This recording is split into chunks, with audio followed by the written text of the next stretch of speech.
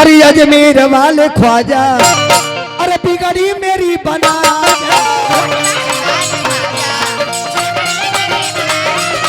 अजमेर वाले ख्वाजा बिगड़ी मेरी बना अजमेर वाले ख्वाजा बिगड़ी मेरी बना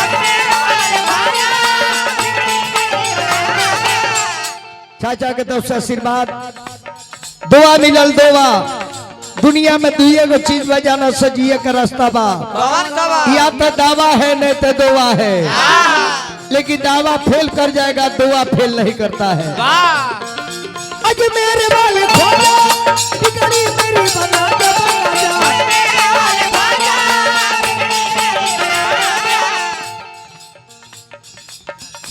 जाकिर बाबू हमरा लड़का के पिताजी बानी अब्बा बानी हमार छोट भाई बानी 100 रुपया बानी बाबू हमार निरोध रही अगला साल फिर हुआ एगो बेटा हो गए जमाई आई हमारा के लहंगा पहना के नचावत रही जय हो जो घरे से निकल जाइए। आज मेरे वाले ख्वाजा बिगड़ी मेरी बना के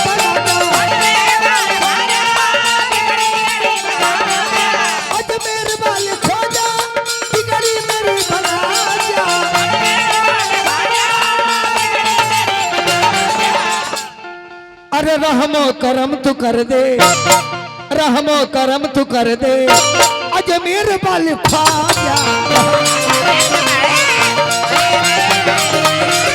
रहमो करम तू कर दे अजमेर वाले ख्वाजा तने करा के मेन के बढ़ाओ अमित बाबू तन टोने कर बढ़ाओ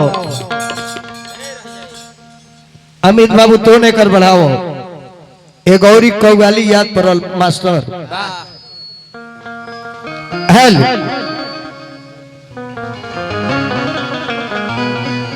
होवे अहमद अजल ही से सीने में है देखो जन सिटी के मारता ओकरा के मन करो के पूजा करो तो के प्रार्थना करो तो के इबादत करो तो के में कोई ना करे के चाहे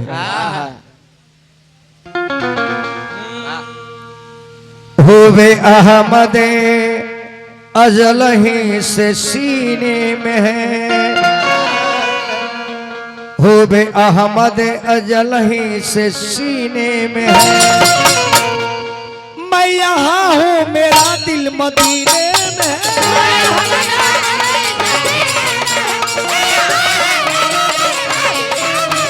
अजल ही सीने में है मैं यहाँ हूँ मेरा दिल मदीने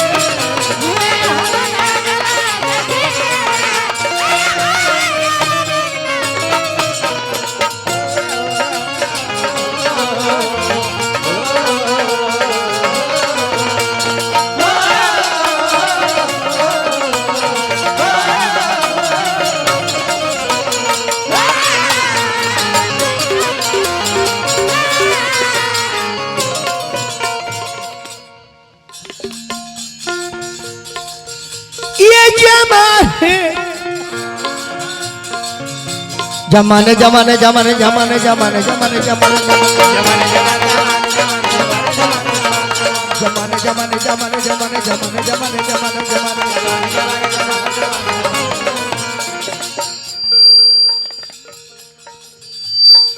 ए कौन माइक वा सिटी मारता यार मैंने कहा हूँ 2 नंबर ये जमाने परवरदिगार साहिब ईमान बना दे परवरदिगार साहिब ईमान बना दे। हेलो फिर सिटी के मारता कौन भाई कर के बने कद भइले हेलो ठीक है भाई हेलो परवरदिगार साहिब ईमान बना दे जो कलमा पढ़े सच्चा मुसलमान बना दे। मुझे तो 2 मौला 2 वक्त की रोटी मैं कहा कहता हूँ कि मुझको सुल्तान बना दे।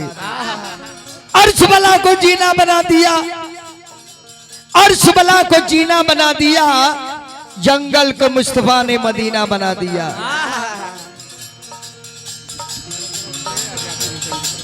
जाकिर बाबू की तरफ से या कवि जी की तरफ से 100 रुपया पुरस्कार। स्वागत बा अभिनंदन बा। ये जमाने जमाने जमाने जमाने जमाने जमाने जमाने जमाने जमाने जमाने जमाने जमाने जमाने जमाने जमाने जमाने ये जमाने मुझे तू अनाड़ी न समझ, फूल तो फूल है कांटों में भी हुस्न है। ये जमाने मुझे तू अनाड़ी न समझ, फूल तो फूल है कांटों में भी हुस्न है। लड़का के बड़की अम्मी यानी हमार वहां के भाभी बानी, वहां के सलाम आदाब करता नहीं। ये जमाने मुझे तू अनाड़ी ना समझ, फूल तो फूल है कांटों में भी हुस्न है। लुप्त जन्नत में भी वैसी खुशबू नहीं, लुप्त जन्नत में भी वैसी खुशबू नहीं, जैसी खुशबू नबी के पसीने में है।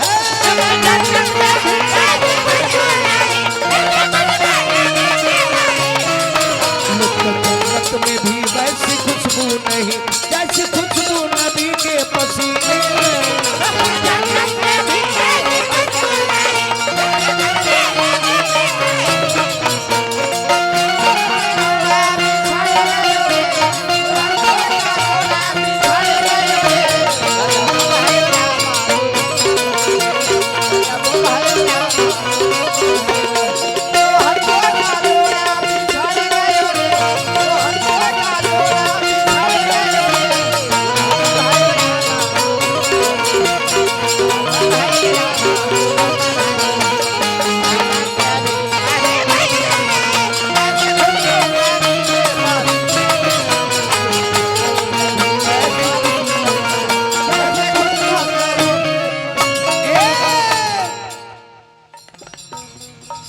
मालिक जब बुलाते हैं हम जाते हैं, मालिक बुलाएंगे तो जाना ही पड़ेगा।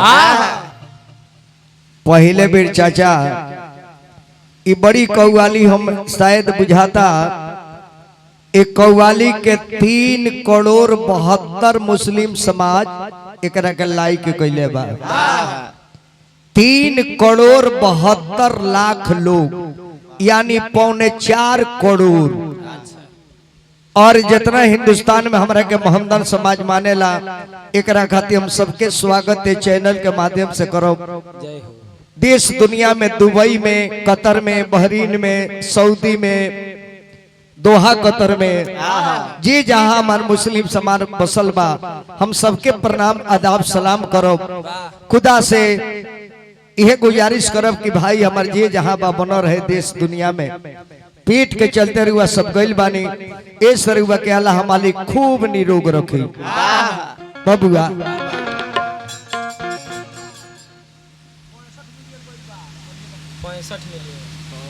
65 मिलियन सुने में आओ तो हम तो देख ले ढेर दिन हो गए।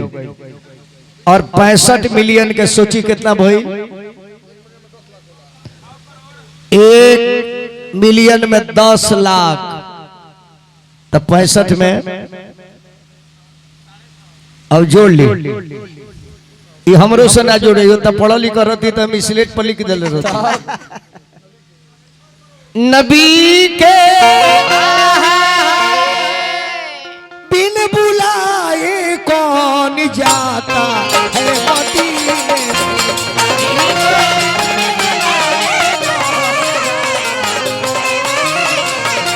नबी के बिन बुलाए कौन जाता है मदीने में।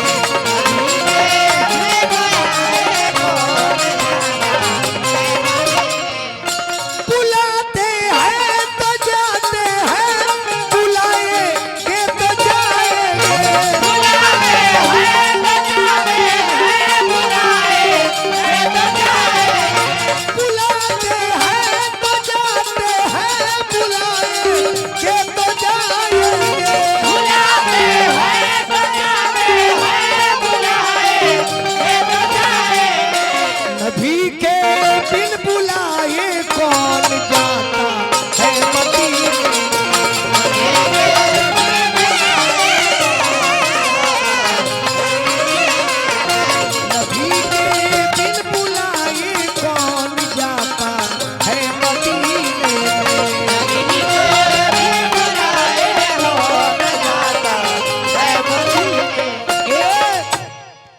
पहला बार बिहार में को हम ही कलाकार बने जान जाए जे गरीब बानी गावे के ढंग नहीं खे ना कोनो रूप रंग बा ना कोनो हम बड़ परिवार के रहे वाला लड़का है, लेकिन समाज के प्रेम स्नेह जहाँ तक पहुँचा दे एबरा का हर कलाकार तो ही कहते बड़े बात, लेकिन वो कलाकार से हम कुछ भिन्न कलाकार हैं। हम सबके अंदर रहे वाला, सबके खिलौना, सबके गोदी में रहे वाला, हर जनता जनार्दन अपन बेटा आ भतीजा मान के हमरा के मानेला। पहला बार गरीब नवाज बड़ी सुनत रनी आ कव्वाली बड़ी गौले भी रनी। एक बार प्रोग्राम हमार बॉम्बे में रहल, संजोग से बॉम्बे से लौटनी, ओकरा बाद हमार कलकत्ता प्रोग्राम रहे, तब बॉम्बे से ट्रेन के टिकट बनल, संजोग से 2 गो टिकट बनल। बॉम्बे से चलनी तो गरीब नवाज वही स्टेशन पर उतर जाता नहीं,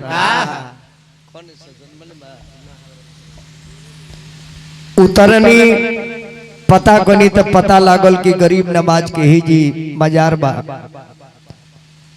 टिकट पर देखनी तो 4 घंटा के बाद ट्रेन रहे। हम कहे का मालिक के जी कैसे उतार दिल हमरा के। ई जान जाए गरीब नवाज स्टेशन पर जे गइल होई, का जाने जे गइल हो के देखले बाया।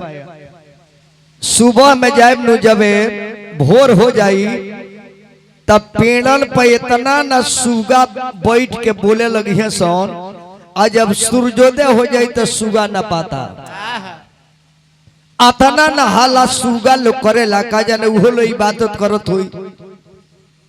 और 1 घंटा के बाद एगो सुगा के पता ना लगी, जाना पेड़ पर सुगा लोग बैठेला स्टेशन के बाहर निकल के देखो, एगो पेड़ में पत्ता नहीं के सुगा लोग के बोलला के मारे, अतना सुगा बोलो से कि स्टेशन पर यो ना सुना जे कौन ट्रेन कहाँ से आवती है।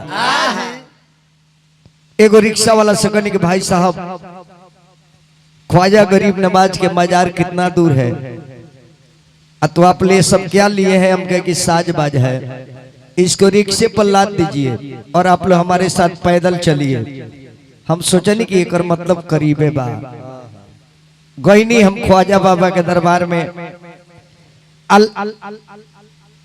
थावे वाला है कुल ललका गामछुआ बहले रन से सब जना, तो हमारा का ढंग बजे कोई में मजाल लेके पूजा कोई जला। एगो मौलवी साहब से कहनी कि जनाब थोड़ा हमको पूजा करवा दीजिए ना, कैसे विधि विधान है हमको पता नहीं है। मौलवी साहब बोले कि आइए हमारे साथ, दुकान पे हमको प्रसाद खरीदवाए और बोले कि आप लोग कितने आदमी चादर चढ़ाएंगे। हम ये पूरे समाज हमारा चढ़ाएगा, आप बोलिए तो पूरे समाज के चादर लेके प्रसाद लेके छैटी खाने मिलेला। ख्वाजा बाबा के दरबार में जब ढूकनी तो गेटवे पर एक जना पर्ची काटेले, रसीद एगो मिलेला, कितने के रसीद काट दे। हम कहे 125 रुपये के काट दीजिए। जब लाल लाल गमछा देखल लो चाचा, तब मौलवी साहब को अंदर की आप ये गमछा पूर्वांचल का गमछा है, ये कहाँ मिलता है। हम कहे थावे मंदिर पर। कौन सा जिला है? हमके गोपालगंज जिला बिहार। आप लोग क्या आए हैं यहाँ? तो हम देखिए कहतनी मेरा यही ड्यूटी है, ये हिंदुस्तान में कहाँ कहाँ मंदिर और मजार है उसका इंक्वायरी करते हैं। अरे ये कौन सा अधिकारी है आप? हम का अधिकारी है कि हमारे देवी देवता कहाँ कहाँ बसे हैं, हम सब मंदिर मजार को गिनती कर रहे हैं। का कहीं रहुआ से धन है ख्वाजा बाबा। अंदर मौलवी साहब बेचारू ले गए, कहले कि आप लोग कलाकार हैं। अंदर गईनी मजार के लगनी घूमे आ लगनी चूमे, कहने की का बाबा सोचले ना रहनी कि हम जाए, लेकिन हमरो के तू बोलौला संगे संगे झलवहियानो के बोलवा दे ती जान ली। यही से कह जला अजमेर में वही जाई जेकर लिखल हुई। इरादे रोज बनते हैं, कम जाएंगे इरादे रोज बनते हैं, बनकर टूट जाते हैं। अजमेर वही जाते हैं जिसे ख्वाजा बुलाते हैं। वहां जाकर भी आप नहीं जाएंगे, आपका नीयत, आपका ईमान ठीक नहीं होगा, उस मजार में आप कदापि नहीं जा सकते हैं। इसके लिए ईमान, और जिस मुसलमान के पास इनाम नहीं, उस मुसलमान को दुनिया में रहने से कोई फायदा नहीं। समझला कि ना? समझा नहीं। यही सब कहिले हो बे अहमद अजल ही सीने में है। अरे मैं यहाँ हूँ, मेरा दिल मदीने।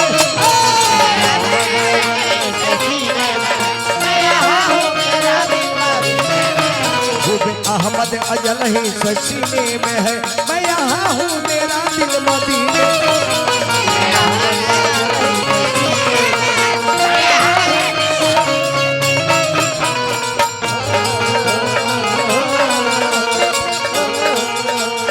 भैया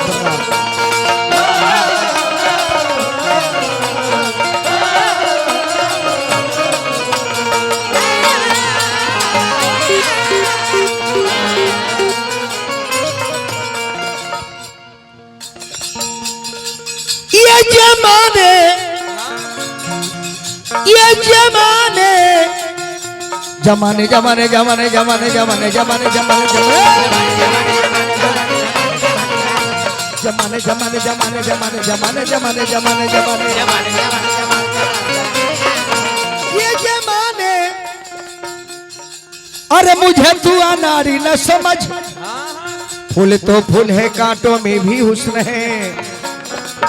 लुप्त जन्नत में भी वैसी खुशबू नहीं, लुप्त जन्नत में भी वैसी खुशबू नहीं, जैसी खुशबू नबी के पसीने में है।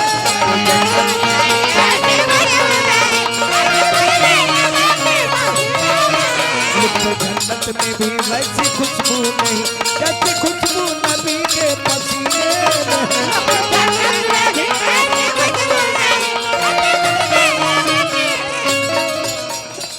ऐसे गांव से हिंदू मुसलमान से निवेदन करो, आप अपना धर्म काम कीजिए, मुसलमान को अपने धर्म के काज करने दीजिए, हस्तक्षेप न कीजिए। आप भी वही काम करते हैं जो वो करते हैं। अब राम को बुलाते हैं तो रहमान को बुलाते हैं, आप मंदिर में जाते हैं तो मस्जिद में जाते हैं। अंतर क्या है? दोनों धर्म को आगे बढ़ाइए, आप अपना काम कीजिए। सीताराम सीताराम सीताराम जय सीताराम, सीताराम सीताराम सीताराम जय सीताराम। राधे श्याम राधे श्याम राधे श्याम राधे श्याम राधे श्याम राधे श्याम। जब उनको दिक्कत नहीं तो आपको क्या दिक्कत है? आप सजाम कराते हैं तो लोग मना करते हैं, उनका भी काम करने दीजिए। अल्लाह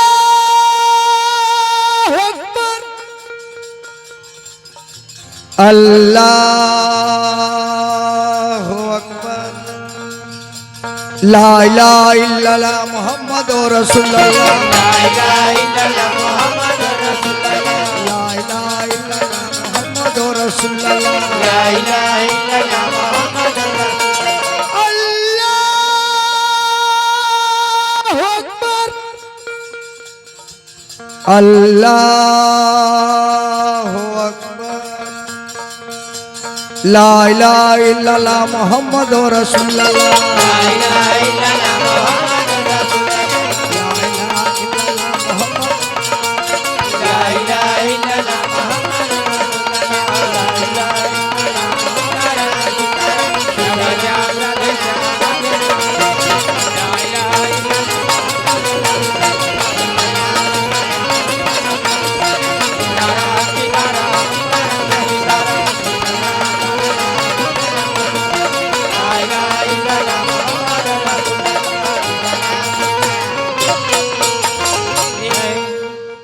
इस दोनों बाद में